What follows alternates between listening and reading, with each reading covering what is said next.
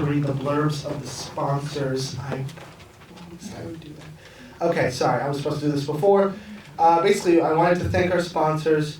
Our two sponsors are Tabunya and NYCSFF. I'm just going to read a blurb about each one.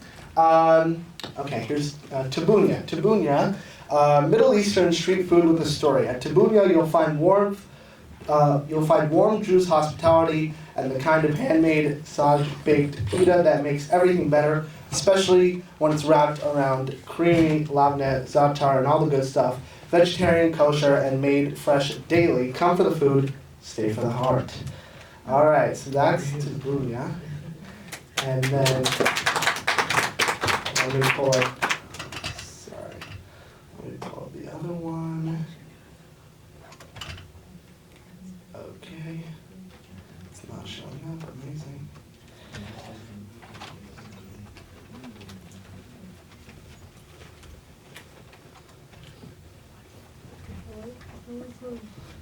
Okay, here we go.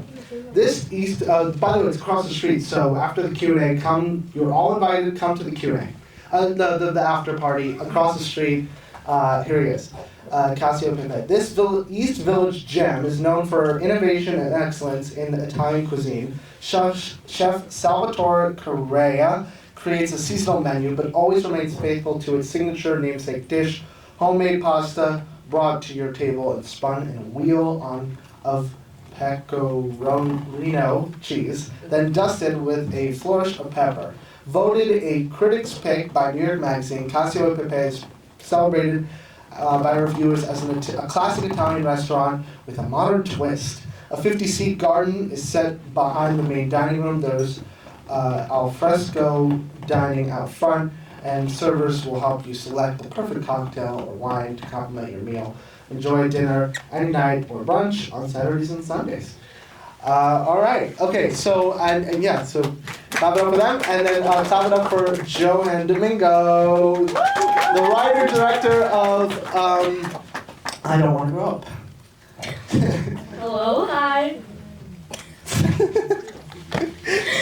Okay. Oh, wait, let's slam them so we can actually talk. Slam. Okay. All right. Okay. Hey, Johan. Did I say Johan? Johan. So, hi. Hi. How you doing? I'm good. How are you? Good. Tell me, Johan, how did this film come to be? Tell everyone what the film was and then how it came to be. So my film, I Don't Want to Grow Up, is basically just a splice and edit of some home footage that I found when I was like 8 years old, younger even, and yeah. Yeah. And that's like you found the footage and said this is a film. Like, how did the idea come? So I was at a summer program at RISD, Rhode Island School of Design, taking their film major, and we did sort of like an experimental film assignment, and I don't remember exactly how this came to be, but or the film, or like what was my first, how did I Like the seed of the idea. The seed of the idea. Okay. To put it simply, I was having. So this was made like 2 years ago. I was having a really hard time with growing up, and that's crazy. That's the title of my film. And I went to this pre-college program because I was super terrified of college, and just like being out on my own, and I also had just like crazy imposter syndrome. I thought I was such a bad filmmaker, and I had all of these thoughts going in my head that I had no idea what I was doing, and things like that. But yeah, so I wanted to make a film that sort of was a love letter to myself and to my childhood self, and just reminiscing some simpler, brighter days. Yeah, amazing. So, tell us all about making the film. Tell us about how you made this film. I know obviously you have archive, but like how did you get the? I mean, we discussed this in the virtual interview, but I'm gonna ask you again. How did you get? Which is on our YouTube.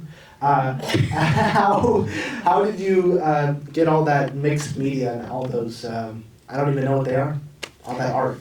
Yeah, I just kind of went into a craft store. It's pretty simple. I just went into a craft store and I got a bunch of colorful things that I thought just looked cool. And then I just used my phone, very simple, to take a photo. I just like scattered the materials, the googly eyes, the glitter, onto a like green piece of paper for the green screen.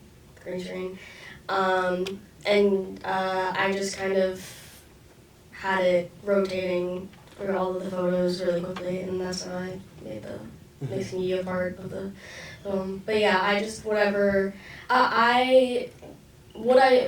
things that I picked, the glitter and things like that, was I wanted to kind of capture that childlike, colorful, childlike whimsy aesthetic, or like so. I that's why I picked the googly eyes, the glitter, things like that. Yeah.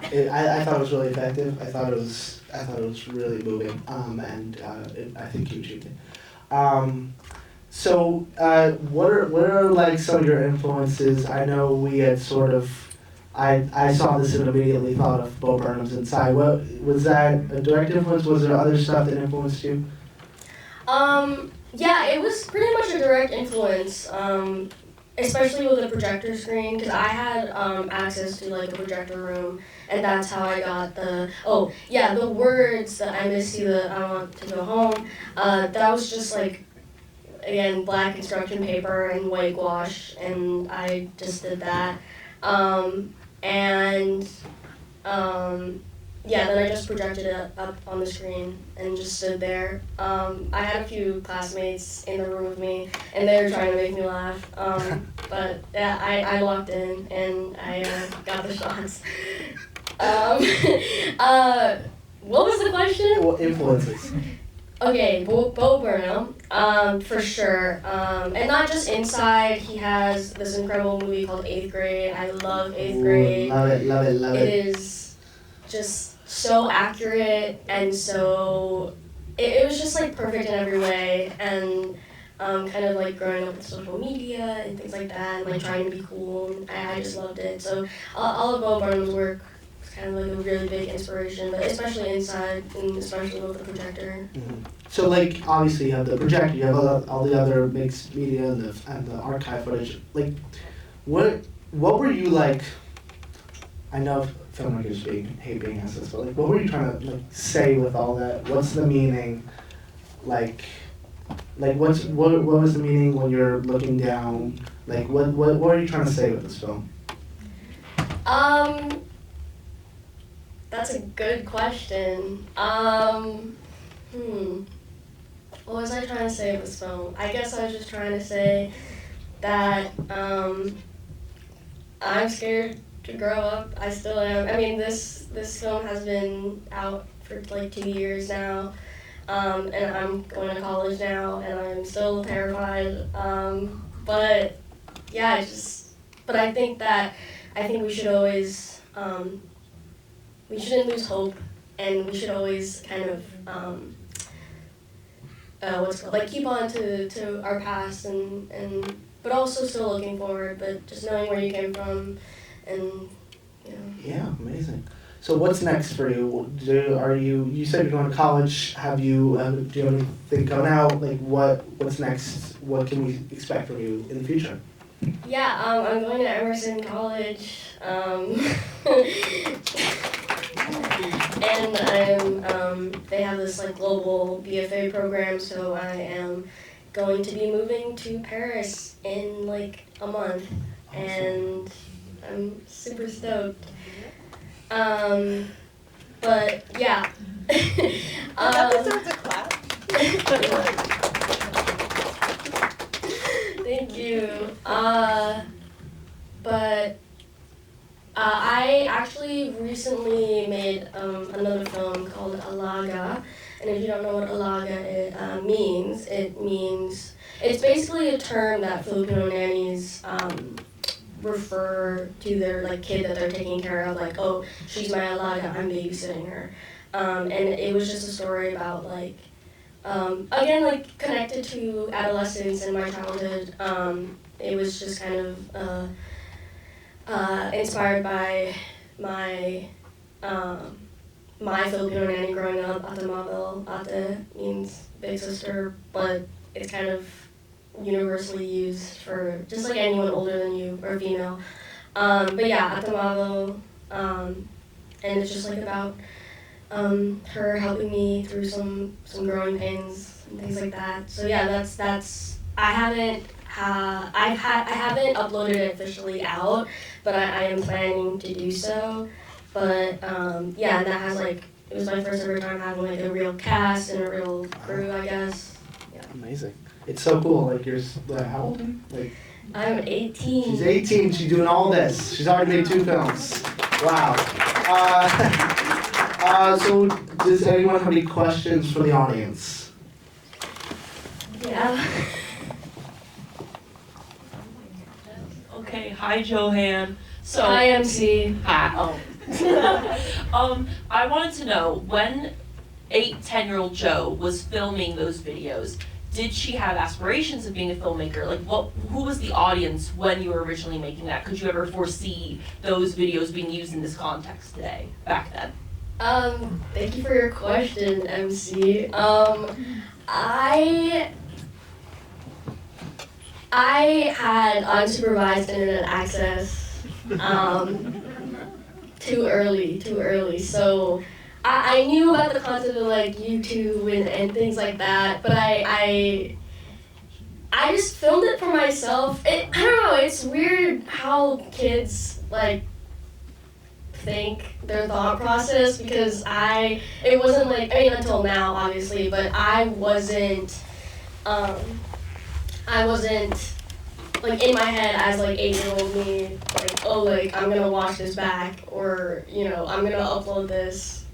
But I did in fact like speak to the camera and just like acted like I was a YouTuber, but I never actually like had the idea of like uploading it as a kid or anything like that. It was just for fun. It was just for me.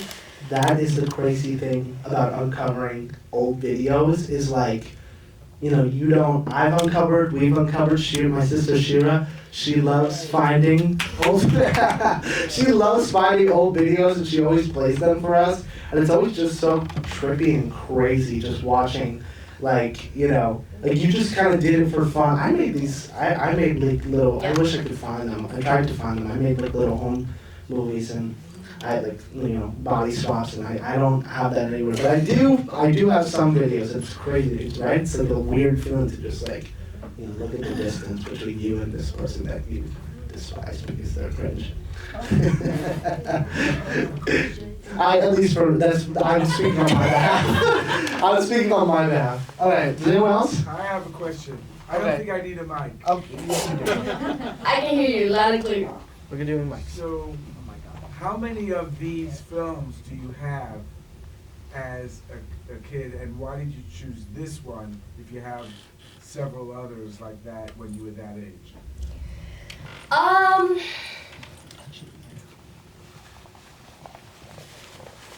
That is a good question.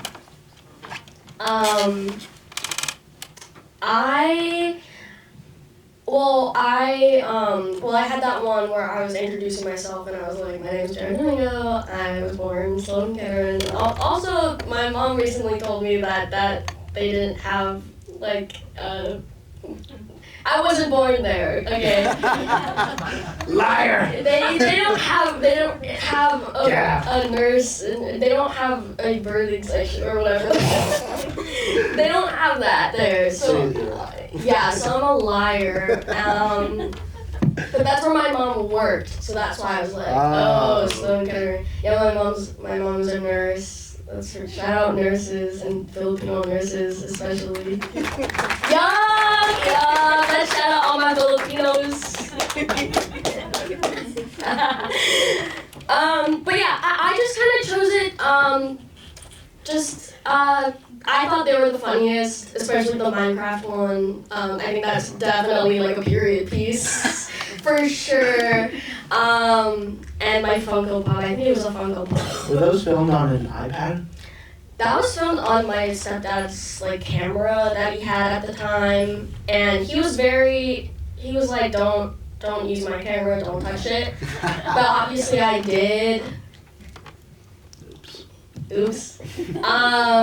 Yeah, obviously I did, but yeah, that was filmed on his camera or whatever, and then there was me, like, when I was little, and I was battling on a webcam that was, like, on photo booth or something. I remember doing a lot of photo booth videos, too, as a kid.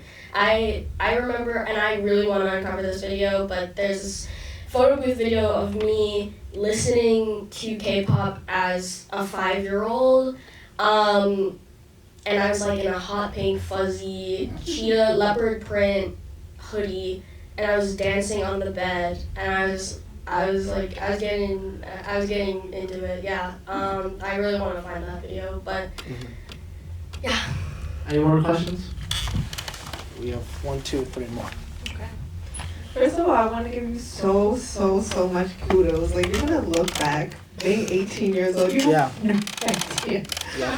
And saying, oh my God, I was a baby, but I was so powerful and had so much heart and was so strong. And so I just want to give you your kudos to let you know how powerful you are just doing this, first of all. That's the first thing, even though you're like, but like, take up space. I want you to take up space. But my question goes into, because you told me that you're moving to a different place. You're moving to Paris, which is a totally different landscape for film. And right now we live in a time for film where I say repeat and recycle. They just repeat movies, and then they also use a lot of the same actors. But I think being in this space that you're in a niche that can really open up the doors for so many things, and also being a woman of color, you have so much power.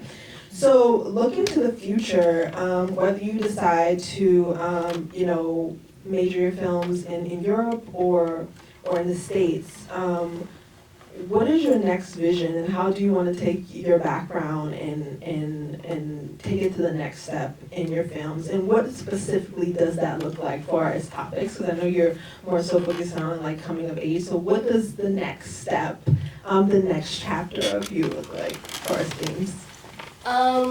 Well, definitely with my films and my vision of future films, it's definitely centered around like adolescence and growing up. But also my goal as a filmmaker, I want to showcase more representation in the Filipino community in movies and films and TV shows, and Filipino Americans too.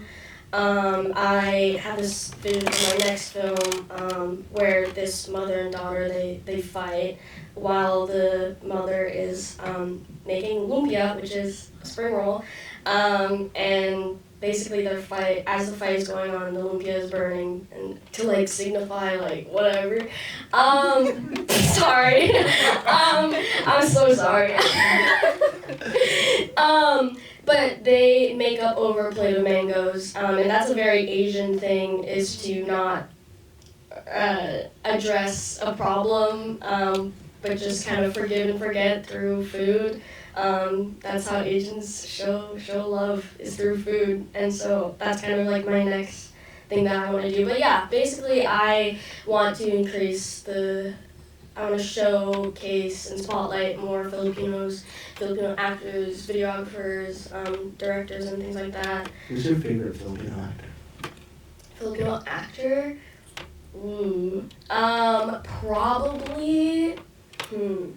Okay, I would say. Sorry, I'm looking at my mom right now. I would say Liza Soberano. She was in Lisa Frankenstein. Is that the name of it? Yeah. Yeah. And I just seeing myself in her I was so happy to see her on screen, and I was like, "Oi, Philippines!" I was like, "Philippines!" I was just so happy to see her there on the big screen, and people love Lisa Frankenstein too, and I think they also just like really love Liza's character. But yeah, I think she's one of my favorite Filipino actors for sure. All right, 2 more questions.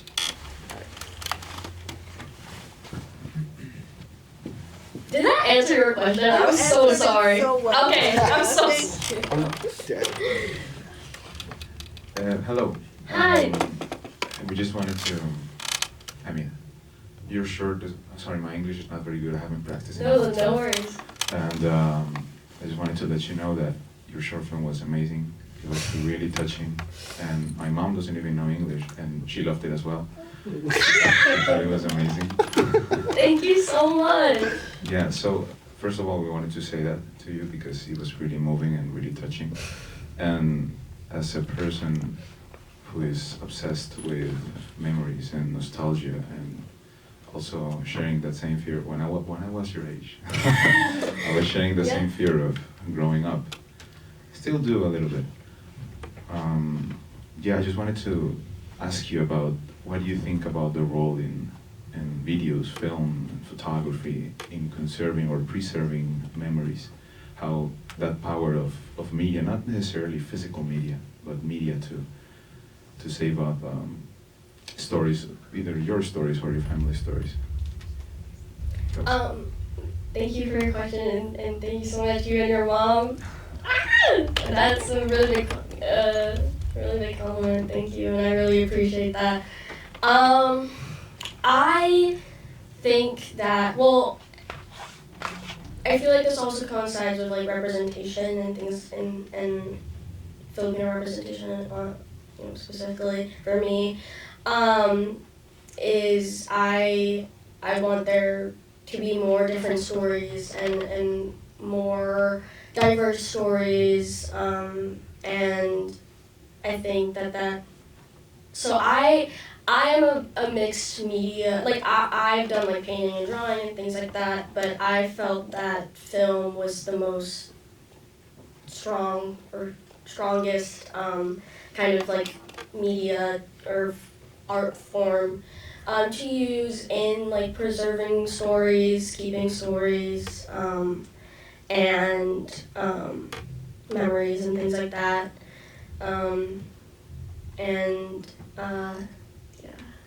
Yeah. All right, one more.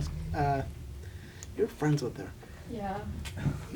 Yeah, please put your hand down.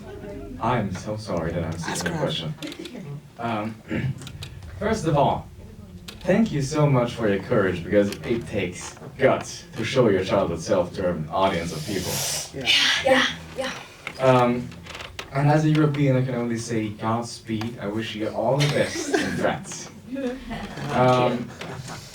I want to know, how does it feel like showing this such a personal side of yourself to an audience?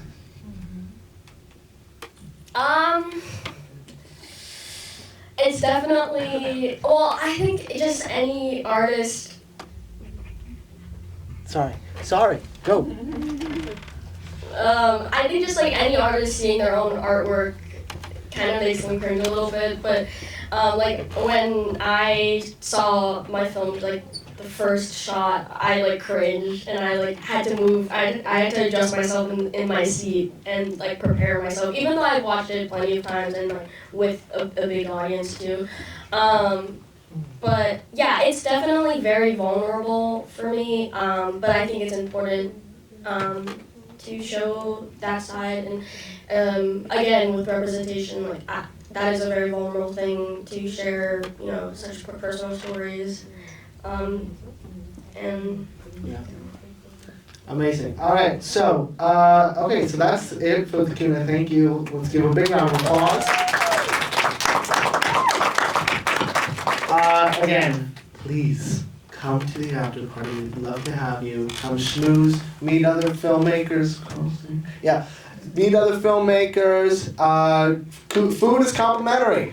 And if you bought a ticket to the after party, then you get a free drink, which is usually costs more around $18.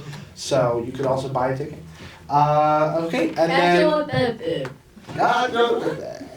Mamma mia. Yup, exactly. Amazing. Okay, so that's it, and literally across the street. Okay, all right.